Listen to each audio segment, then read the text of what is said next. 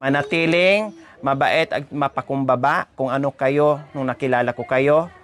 Ganon at ganon pa rin. Walang pagbabago, walang mababago doon.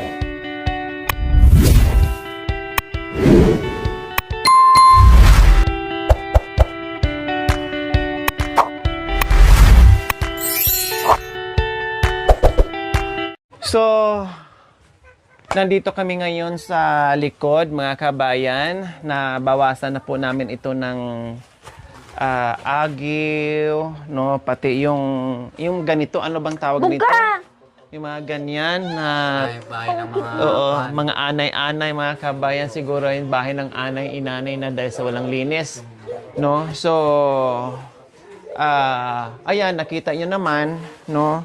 Ay nalinis na natin to. Nalinis natin ng bahagya, hindi talaga as in linis na linis pa, mga kabayan. Parang nag-agyo lang tayo, niwalisan na natin yung wall, no? Pero mayroon pa rin natitira ng mga ganito. So tingnan mo, Jerome, bakat na bakat. yung mga pan ng mga anay. Sa anay yan, ayan, anay yan, Yung no? mga anay po. Oh. Tapos yung mga ibang lapipini. Mga mga insekto na yung nagbabahay ng parang buhangin, 'di ba? Ayan, mga ano 'yan eh. Mga ana 'yan, mga bubuyog, alam mo 'yon, yung mga sari po. oo.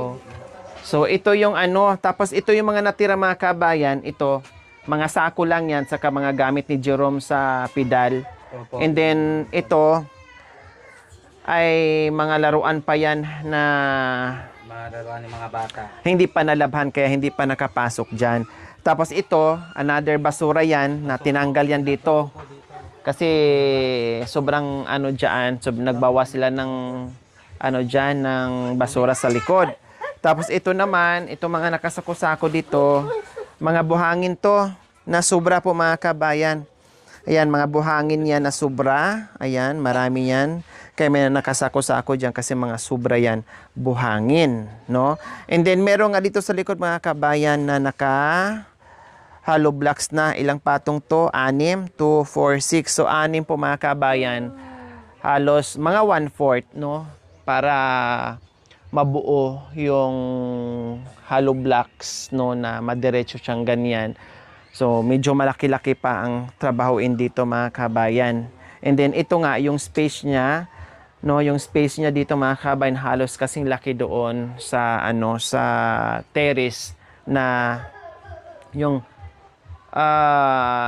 na flooringan doon, halos kasing laki po, mga kabayan. Halos kasing laki talaga, no, halos kasing laki talaga, mga kabayan. At ganon din, no, ay na finishing ito or napalitidahan itong 1/4, mga kabayan, pero the rest ay hindi na. Pero sabi ko nga, nakalibre na sila dito sa likod, no? Side by side, nakalibre na siya. Nakalibre na sila side by side tulad doon sa terrace nila na nakalibre sila, mga kabayan. O, diba? Ayan po, mga kabayan, maraming nagsuggest na sana ito daw ay pwedeng kusina, pwedeng kwarto, no? At malaki pa ang space dito, mga kabayan. Sabi ko nga, wala mo na akong idea, no, kung anong gagawin dito, no? Dahil ako ay nakafocus doon sa anong budget doon sa harapan sa terrace. Sa katunayan, hindi pa tapos yung gate, no? Kasi ang natapos yung bubong, yung flooring at saka yung palitada sa side by side po, mga kabayan. Yung gate hindi pa kasi iba po ang gagawa diyan. Yung nagwi-welding po, mga kabayan. Marunong sila ni Kuya Pablo. Kailang meron talagang expertise doon, mga kabayan. Meron talagang expert doon para sila ang gagawa at inaantay ko. So habang nag-aantay po, mga kabayan, nandito kami ngayon sa likuran, no? Dahil sabi ko nga noong nakaraan, wala akong idea kung anong gagawin dito. Wala pa akong plano kung anong gagawin ko dito sa likod nila ni Kuya Jerome and Ate Princess, no? Basta ginawa lang namin dito ay maglinis, alisin yung hindi dapat na nandito sa likuran para iwas sa ahas, ipis, amoy, daga, and everything, nandoon na lahat. So yun yung natin, yung purpose na malinis lang talaga. Kaya nga sabi ni Ate Princess nung tapos namin linisin, sabi niya, oh wow, mabango na hindi na amoy daga daw mga kabayan yung likuran nila. Kaya, nalinis, nawala yung tambak dito, kailang meron pang natitira dito mga kabayan na tulad nito, tulad niyang plastic na yan, sabi ko itapon na yan. No? So itapon na yan. And then, may napansin din, Ate Princess, anong nangyayari? Ipatong mo nga yung santo ninyo sa ano? Sa upuan. Ayan. Aray. Linisin. Kanino ba galing yan? Nakakon lang po namin, napulot lang namin ito. Pinulot nyo. Hindi, napulot ko, na binigay po sa akin na pumipidal rin na tinapon niya. Tinapon niya. Tapos, Kinuha ko naman. kinuha mo. O, kinuha mo, pero hindi nyo naalagaan. Pati yung isa, bukas, hugasan yan, linisan yan, paliguan yan, tapos ibilad sa araw. Opo. Kasi nandiyan na nakatambak. Saan, dyan yan? Opo, dito po. So may nakapansin din dyan mga kabayan. Siyempre, kanya-kanya tayong paniniwala. No, kung Katoliko ka, kung yan ang relihiyon nila, wala tayong magagawa. Kung hindi naman, ay siyempre respetuhin din natin kung ano ang paniniwala ng bawat isa, ay respeto lang po ang kailangan natin. Kung tinapon yan, tapos pinulot nila, gusto nilang kunin, gusto nilang alagaan, so sa kanila na yon, hindi ko nasaklawan yon, paniniwala na nila yon, at hindi ko na pwedeng diktahan. Kung ako naman, ganito ang relihiyon ko, so siyempre, respetuhin nyo rin. Kung kayo naman ganyan ang relihiyon nyo, siyempre, respetuhin ko rin. Kumbaga, sa'yo yan, sa akin yan, sa kanila yan. Kumbaga. Okay, so may nakapansin kayo si Jaan Matic, yung nakapansin niyan, Katoliko. So, naawa doon at bakit daw nilagay nyo lang sa gilid. Linisin yan. Kung gusto nyo i-display, bahala kayo. Linisin, no, at paliguan para mabago, no, mabago siya at hindi naman magmumukhang kawawa dyan. Opo. So ngayon, gaya ng sinabi ko, wala akong ibang plano dito. Pero ganun pa man, maraming nag-suggest habang ginagawa natin yung terrace po mga kabayan, no, ang daming suggest nung mga nakaraan, no. Pero lagi kong sinasagot, bahala na si Batman, no? Bahala na si Lord kung ano pang mga biyaya ang ipagkaloob sa atin, no? Kung ano pang ipagkaloob sa atin ng mga biyaya, kung ano ang darating, magpapasalamat tayo, no? Kung meron, okay. Kung wala, okay pa din, no? Dahil lahat na nangyari dito sa loob ng bahay nila, kung ano yung renovation na ginawa natin, ay yun ay talagang bumuhos lang na wala sa plano pero bumuhos po mga kabayan. Kaya salamat tayo, no, sa ating mga mapagmahal na mga sponsors na talagang nandiyan palagi sa atin, nakaalalay, no, handang magbahagi ng kanilang pagmamahal sa mga kagaya ni Ate Princess and Kuya Jerome. Okay, sige. Yes!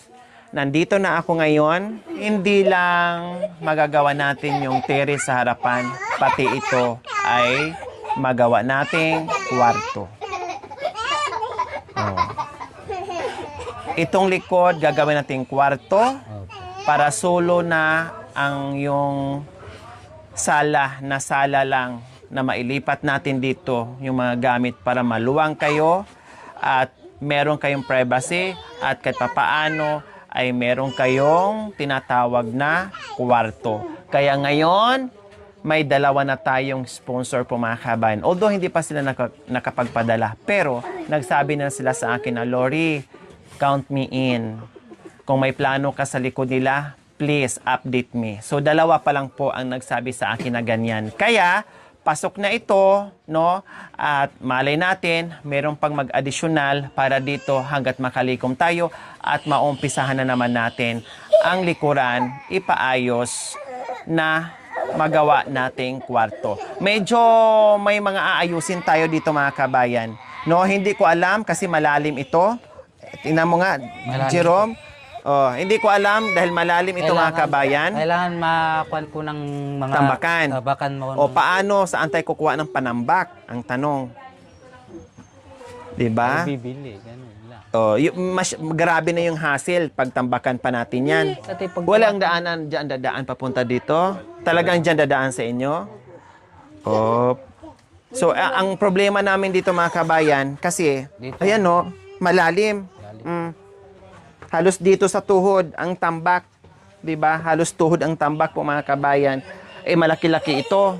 Nako, isang dump truck ang kailangan dito mga kabayan. Kaya itong problema namin.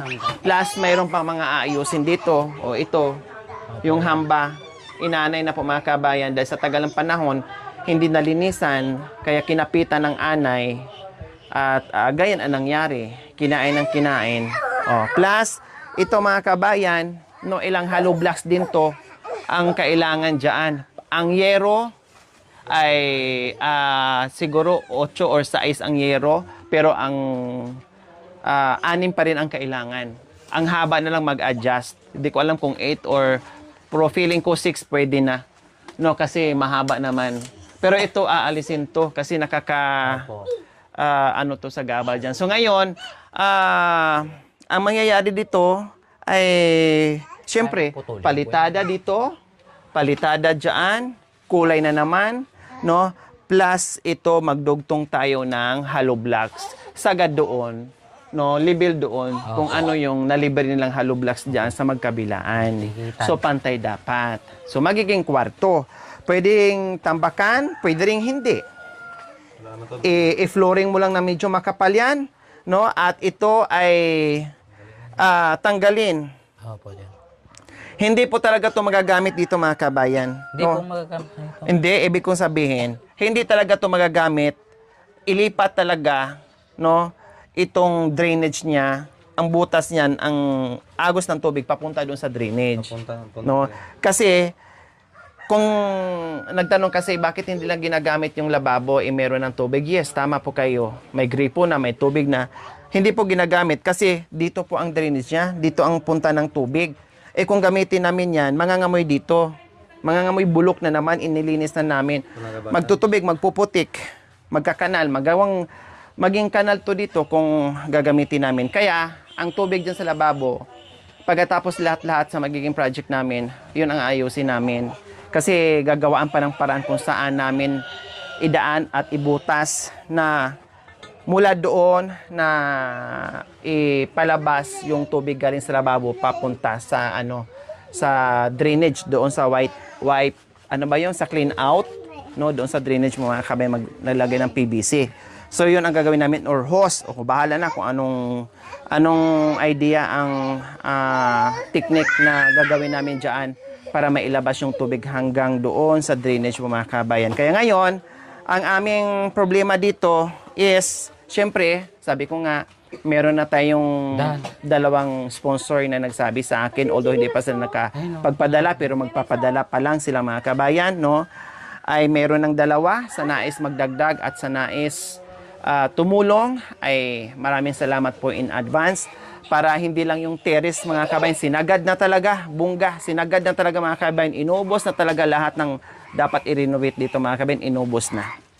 Diba? Binigay na lahat ng ating mga sponsors. So, ayan po mga kabayan, ito na lang ang pagplanuhin namin kung paano. Pero, habang nag-aantay pa tayo sa gagawin natin, no? Habang nag-aantay pa tayo sa magiging sponsors para dito, ay syempre nakafocus muna ako doon sa sa gate. Kasi ang gate muna siguraduhin ko mga kabayan para hindi ito makalabas ng mga bata. No? And pagkatapos ng mga kabayan, syempre, sabi ko nga, manawagan na naman tayo na madagdagan kasi meron ng dalawa. No? Meron ng dalawa. Para matapos to at lahat na talaga nagawa na natin. No? Na hindi lang harapan, hindi lang loob ng bahay, hindi lang harapan, pati likod. Kasi ito magiging kwarto nila. Luluwag ang sala nila, pati yung kusina nandiyan na rin. Kasi lahat dito, ito, katulad nito mga kabay, magkabilaan. Mga kwarto din po yan. No, mga kwarto din po yan. No? So ito, ganun din ang mangyayari. Magiging kwarto din to kasi alanganin po dito po gawin ang kusina.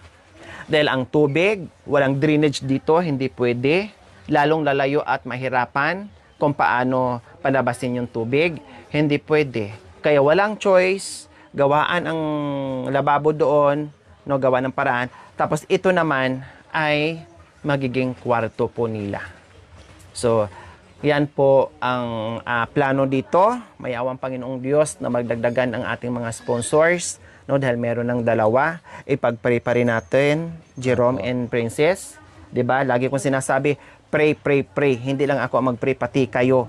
Dahil pati yung mga viewers natin, pinagpipray tayo na matulungan kayo ng bongga. So, eto na ang nangyari na nga sa inyo. Wala nang ibang kapalit na hinihingi yung mga sponsors, kundi pangalagaan o magiging masinop sa mga bagay-bagay na natatanggap nyo. Ganon, ha? Okay, so, ngayon, anong naisip nyo na naman? Ano na naman ang kasiyahan na nandyan sa puso nyo na nalaman nyo na ito ay magagawa din natin soon. Ikaw muna, Jerome. Masaya ka ba sa balita ngayon? Masaya po na mapapagawa ulit itong sa likod namin na gagawin ng kwarto. Dahil meron na naman kami pagtutulugan ulit dahil yun lang po yung sinabi ko yun. Ikaw naman, Ate Princess, anong kasiyahan na naman nandyan sa puso mo na nabalitaan mo na naman na may chance na naman na magawa itong likuran mo? Ang gusto ko lang naman sa ate, masaya ako para matakpan na rin itong likod ko para hindi na magugulog ng dahon dito. Hindi na ako mahirapan magwalis. Kasi tambakan ng dahon dito. Ang dumi. Yun, tapos magagawa na ng kwarto itong likod namin para may tulugan kaming 4. Maluwang to. Opo. Maluwang to sa 4. Maluwang to sa'yo kasi malaki to. Na masukat Halos kasi laki doon sa yaman ni Jik halos kasi laki doon sa terrace nyo. So masaya kayo sa balita. Opo. Nahatid na balita po ngayon sa inyo. Opo. Dahil Masaya pa ako magagawaan. na magagawa na itong likod. Masaya kami pag namagawa po ito. Iyan. Kaya lagi ko sinasabi sa inyo, ang biyaya bumuo sa inyo. Opo. Ang kabaitan ng ating mga sponsors ay bumuo sa inyo. Ang tanging maisusukay nyo sa kanila ay kabaitan din. Ha? Yan ang kailangan nating iganti na mapasaya din natin ang ating mga sponsors at viewers na magiging masinop tayo sa mga gamit, alagaan ng mga maraming salamat po sa walang sawang pagmamahal. Saka ko na lang po banggitin kung sino po yung dalawa na willing magpadala at tumulong dito sa likuran. Sa nais pa pong magdagdag ay bukas pa rin po ang aming palad para dito kadagdagan na totaling gawa natin yung likuran, mga kabayan.